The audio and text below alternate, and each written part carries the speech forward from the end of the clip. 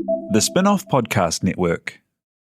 Raising capital or taking your business to the world? Investment Fix has everything you need to make it happen. This season, we're exploring the US market, the opportunities it offers, what it takes to grow a business there, and the best way to approach investors. The Investment Fix podcast. Tune in today. The Fold is brought to you by oMedia, making brands unmissable and public spaces better across Aotearoa.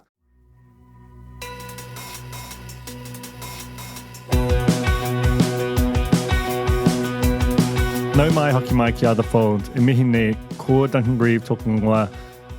This is a monopod. It's about ZB Plus, which is a brand new subscription service launched by NZME off the back of its venerable, alternately beloved and extremely behated Newstalk ZB brand. And there's a whole lot that's bundled into it, which has been sort of rattling around in my head for a while. And so Samuel has politely agreed to jump into the studio and let me record an old-fashioned monopod about the service and why I think it's ultimately a good idea and will maybe be a kind of a net good for New Zealand, certainly a net good for the Herald, which I think is basically contra what I've seen from every single other response to it to this point. So, very likely that what I say today will be profoundly unconvincing to you. If so, I apologize, but there's just a few things here which I think feel relevant to me. So let's just start with what the actual product is. And that's based on me not actually having used it. They've announced it. I don't know. I think it's live, but I'm not paying the $13 a month or $129 a year it costs to access. Because honestly, it's not for me. It's for like a particular kind of person, a probably older, hardcore ZB listener, probably someone who's pretty upset with the current government and thinks that broadly the media is not doing a great job of holding it to account. They're probably people who are broadly dissatisfied with the rate of and direction of change in this country.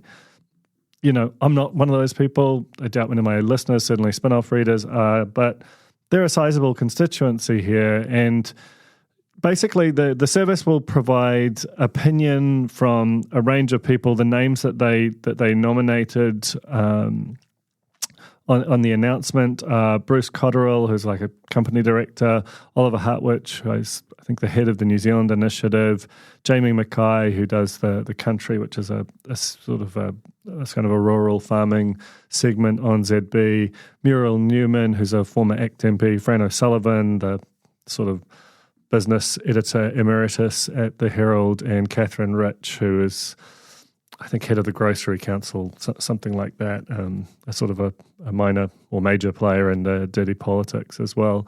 All those people, as far as I know, are Pākehā, as is the editor, as is most of the lineups of Newstalk ZB. That will be and is a legitimate critique of the launch station, of the launch platform and of the station.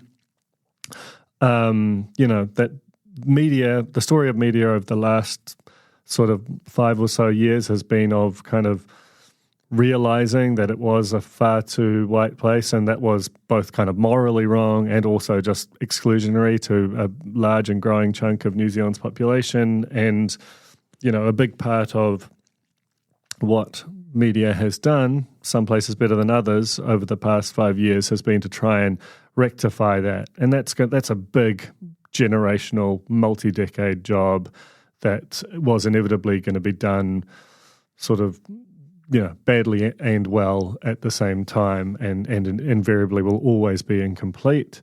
To launch something today with that says quite a lot. With a lineup like that, says something in and of itself. Which is like, again, this is not for me, but I don't think it should be any obligation to address that, to kind of have a a modern, diverse, pluralistic newsroom, people can make their choices about where they spend their time and their money. There will be potentially pressure on NZME, which has, in other aspects of its work, most notably the Tirito program, which it's justifiably very proud, put a lot of work in that area. It's under an editor who I think is really interesting, a guy named Philip Crump, who until recently was known pseudonymously as Cranmer. He had a Substack, which for quite some time became kind of increasingly popular. He's also got an account on X. This guy, he's a lawyer. He spent a lot of time working in big firms on M&A, mergers and acquisitions in the city in London. Has returned to New Zealand, I think, post-pandemic, and basically started writing these pieces that they weren't legalistic. Like he's quite an approachable writer, but they very much were like he would get into the weeds of legislation or particular when he was writing about the mandates, for example, he would look into the fundamental acts of parliament that justified that. He wasn't the sort of general. It was just a fairly different approach, and again, like this isn't someone who I think I agree with politically, but I had started reading him because I was like, I thought it was interesting. He was writing as a conservative about the way that various kind of issues were being dealt with from a government perspective. And he was willing to write about a whole bunch of stuff that broadly fits into the culture war type basket. He wrote about Posey Parker's visit. He wrote about the co-governance elements within Three Waters. And, these things are typically discussed in a really kind of anti-intellectual, kind of tragic, inflammatory way. And and I've noticed even people who I really like Patrick Smelly and Bernard Hickey describe him as, Bernard Hickey described him today as an anti-co-governance campaigner. Honestly, having read what he, I was planning on profiling this guy, so I was reading him quite closely. I don't think that accurately describes him. I mean, I think he disagrees with the way that some of how co-governance has been kind of laid out. In legislatively, but it didn't feel campaigning to me. He's got a degree in Māori studies. He's not by any means like a stereotypical kind of angry, anonymous, kind of racist dude online. He's a pretty smart guy. I think it's hard to argue that at the very least. And like I say, while I don't agree with his views, I think as far as someone to edit a platform like this, which is naturally going to spend a decent chunk of time in these areas because they are of consuming interest to that audience, I personally don't think you could have got a better, more intellectually rigorous person to fulfill that role. And I understand that there'll be a lot of people who just think, why are you talking about that stuff? Why are you fixating on it? It's not of consuming interest to me at all, but I do understand why people are interested in it. And furthermore, and I think this is a point that I really want to kind of drill into, I don't think it has been a net positive for New Zealand's media to avoid covering things which are of consuming interest to a decent-sized chunk of the audience or of an audience. I think that doesn't make the issue go away. I think where there are things that are tricky, you kind of have to try and figure out a smart way to cover them. What's another thing? Another thing that he's written about, probably the thing that he started writing about and got most into, was mandates. And I think that actually, with hindsight, that there are very reasonable people who think we probably went a bit far with the scale of mandates, and it created the seeds for the alienation that became the occupation and is still very much a present part of our public life.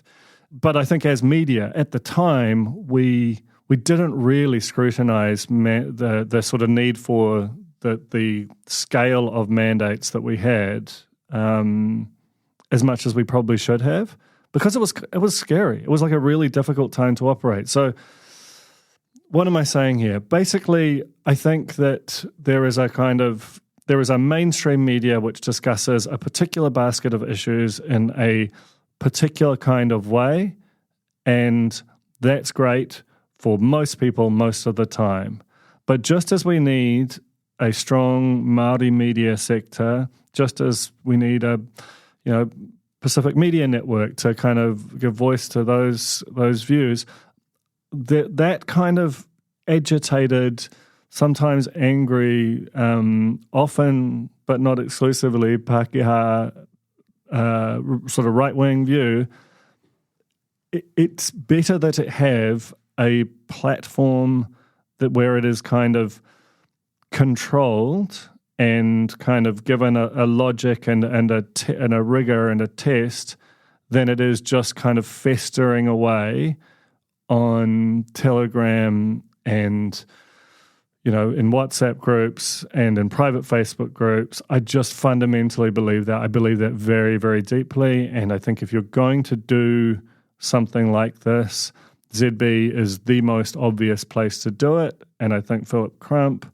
may well be proven wrong on this, but based on my limited interactions with him and reading of him, I think he would be a decent and responsible person to run something like that.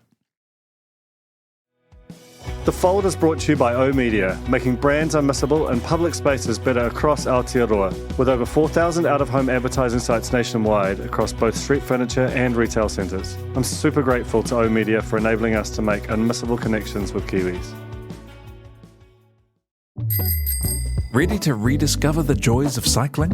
With over 300 kilometres of cycle paths across Tāmaki Makaurau, jumping on your bike and going for a ride is such a fun way to discover the city from a different perspective. Cycling is getting more and more popular across Auckland, so now's a great time to join the hype and give cycling a go. Head to at.govt/cycling to find your nearest cycleway today. Okay, so that's the sort of why moral case, and there's a couple of other things I want to get into first in terms of the sort of business case and why it's actually a net good for New Zealand's media overall. Let's start with why it works for New Zealand's media overall. Right now, the Herald publishes ZB opinion pieces on its main platform in front of the paywall. So you have what are functionally kind of, I'm not going to say that there is no consideration in them, but ZB hosts have to do a few kind of opinion monologues each day that are designed to be read aloud and have that kind of ephemeral quality to them. But because, this is digital publishing, they also get effectively transcribed and put online, where they just feel different, and they certainly don't have that kind of, fly-by-night quality that a radio opinion piece does. You understand why they do that. Like that, they get well read, they're sort of divisive, so people kind of hate read them and love read them. Therefore, you can sell advertising around that. That's fine. That was very much an era for the Herald, probably a solid decade. This says that they're moving in a different direction. This says that the marginal value of 30,000 reads of a Heather du Plessis-Allen column has diminished to the point where actually putting it behind a paywall makes better business sense, and I'll get to that in a moment. But what I think the really positive thing I think this does is if they really commit to this thing, and they haven't been 100% clear whether all of the ZB opinion will disappear from the Herald site and go to this new ZB site. Most likely thing is they do that in stages. But it cleans up the Herald's brand, because the Herald as basically a homepage which is a clearinghouse for a huge volume of content, it's been kind of an incoherent mess, I think. And it serves to bury the really good journalism that's done there underneath all this other random shit, like, these kind of radio opinion columns.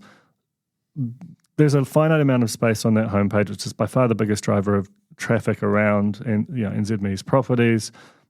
So what happens is Simon Wilson wrote, I don't know if you read it, on the weekend, he wrote this brilliant interview with Wayne Brown, by far the best thing that Wayne Brown has sort of said. And I think it was really big of Simon to go and approach Wayne Brown, who has said some really fucked up things about him, to be honest. But it was basically almost both of them admitting that it was Simon admitting that, not that he got Wayne Brown wrong, but Wayne Brown's been a better and more interesting political figure than he would ever have imagined a year ago. And it was Wayne Brown talking about what he'd learned and revealing himself as a deeply curious person. And it was this amazing, very human piece of journalism. You might have missed that on the homepage because ultimately someone's making a decision about whether to put that there or a new Mike's Minute kind of column. Same with David Fisher, fantastic piece about the complex electoral realities of Northland. How long is that going to get on the homepage? I don't know. But as a Herald subscriber, I would rather see that there than some sort of random ZB stuff. Basically, the Herald homepage is just an incredibly important asset to ZB. In the aftermath of the free social distribution era, those homepages where people go expecting news are just enormously important, and increasingly so. The internet, the nature of traffic and human behavior online is changing very rapidly at the moment. So that Herald homepage is really important.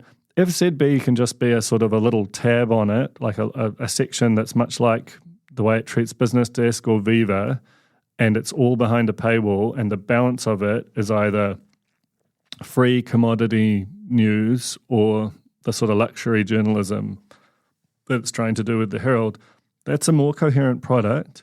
And it's also, and this is the final part I want to get to, it's also just a much better business. Like just trying to shove everything into one place and monetize it by wrapping ever more intrusive advertising around it is just not going to work. And I've felt for a long, long time that ZB's digital presence was a massive missed opportunity. If you look at the US and the UK, there are really developed right-wing media ecosystems.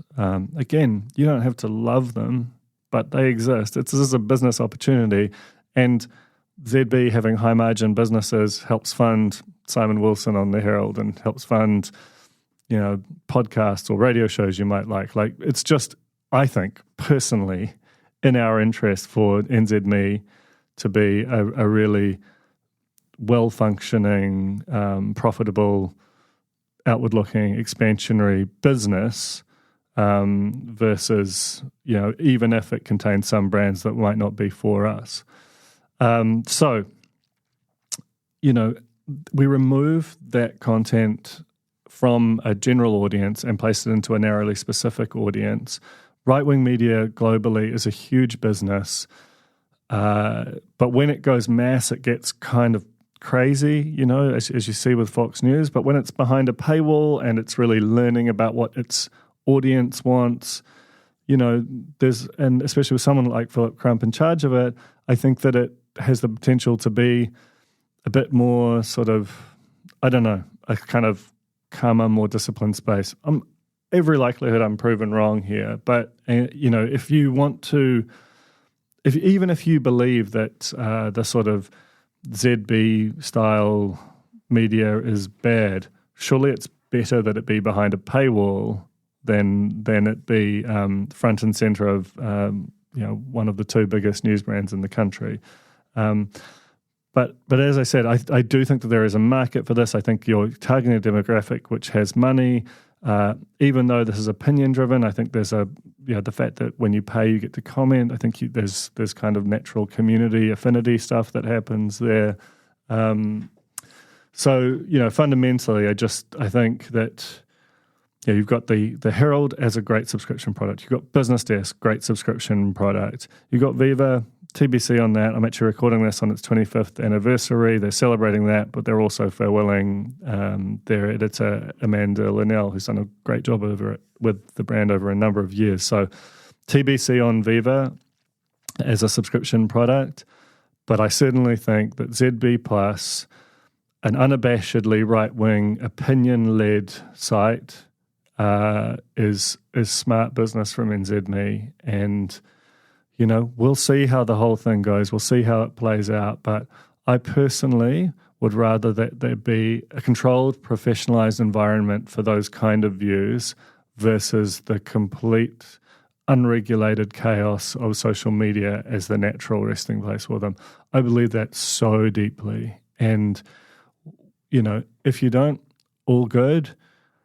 But, to me, this is actually a really positive development for New Zealand media and for a New Zealand media that's really challenged right now, like really challenged. Anything which helps kind of get away from pure advertising and into a reader revenue model, I think is a net good. I think if you're listening to this and you like a basket of media brands, you should really be aware that supporting them financially, whether it's by subscribing to them or joining a membership program like the spin-off, it's going to be the only way that they're fundable or that they're sustainable anyway.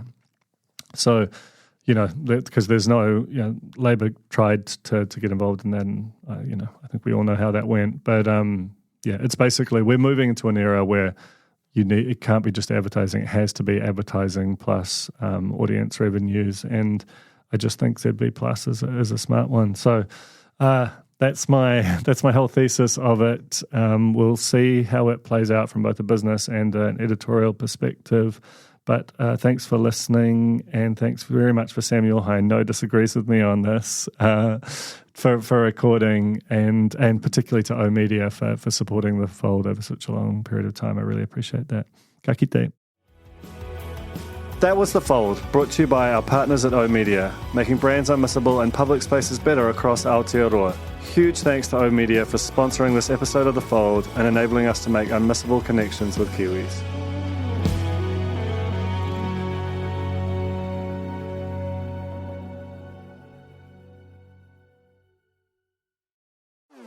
Talofa lover, I'm Madeline Chapman, editor at The Spin-Off. If you have the means, consider supporting our high-quality journalism by becoming a Spin-Off member. Sign up now at thespinoff.co.nz/donate. The Spin-Off Podcast Network.